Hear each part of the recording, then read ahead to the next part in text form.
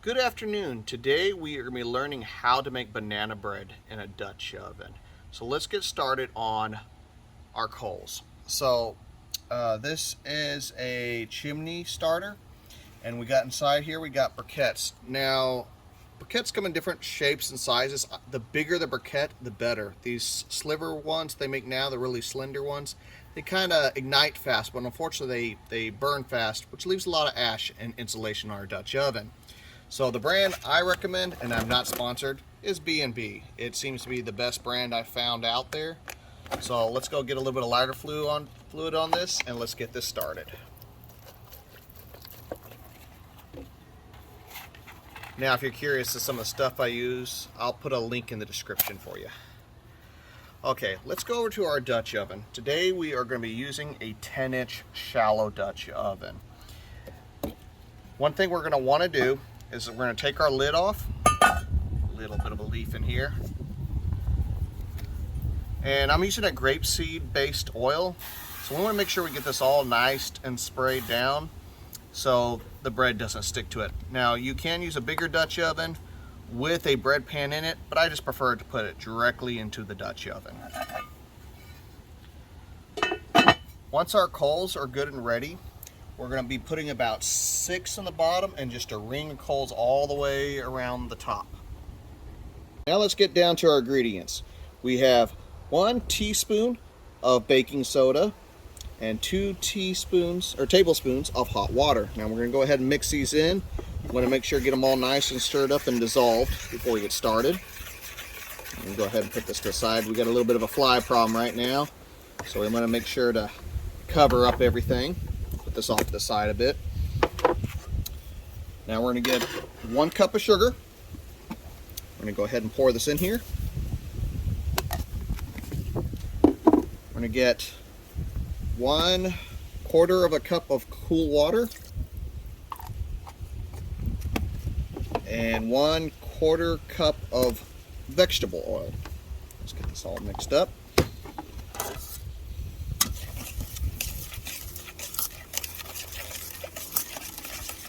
Once you get it all nice and stirred,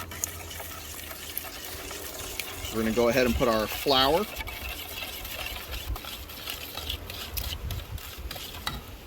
our eggs, and we have 3 pre-crushed bananas.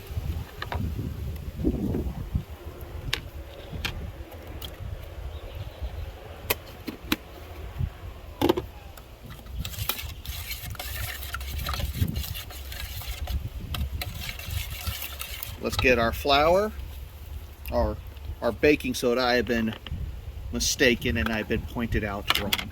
There we go.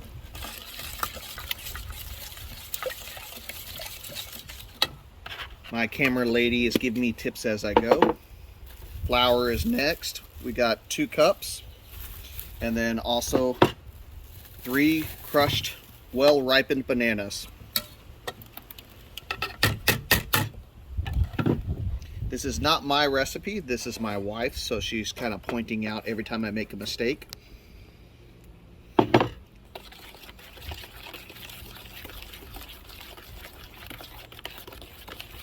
Once we get this all good and stirred, we're going to go ahead and we'll wait till our coals are ready, and then we'll put this in the Dutch oven.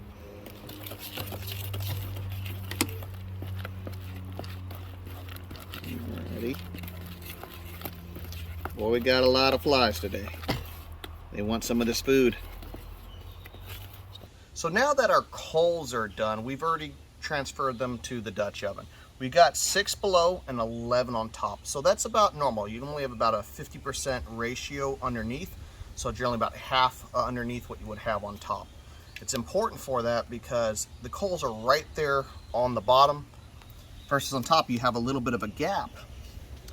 So let's go ahead, we're gonna go take our lid lifter, take it off. And another thing is I don't just throw the coals on there, I use these long set of tongs to transfer them from here to over to the Dutch oven. I just don't like ash insulates the Dutch oven, which makes it slower to cook. Let's go ahead and transfer this lid over here, and let's get our mix in here. Now, like I said, some people will go ahead and just have a bigger Dutch oven and go ahead and use a bread pan, but I just like to go ahead and just toss it right in there. And make sure we get everything out. And once again, we'll go ahead and leave some descriptions of some of the stuff that we use in case you have any questions.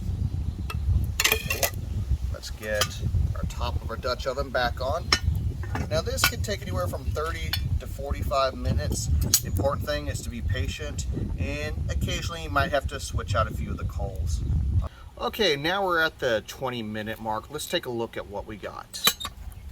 Go ahead and we'll put this right here to the side. We got a little bit of raining acorns.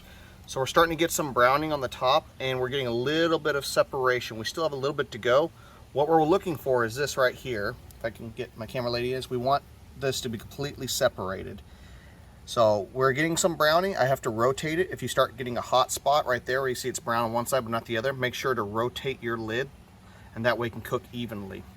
But let's give this about another 15 to 20 more minutes and we should be good. Okay, ladies and gentlemen, we had it cooking for another 25 minutes and we've since removed the coals off it, so it cooked for a total of 45 minutes. Let's take a look at what we got. And as you can tell, it completely separated from the sides, which is what we want. Now to remove it, I'm going to get my glove because this is quite hot. I'm going to go ahead, get my plate here. And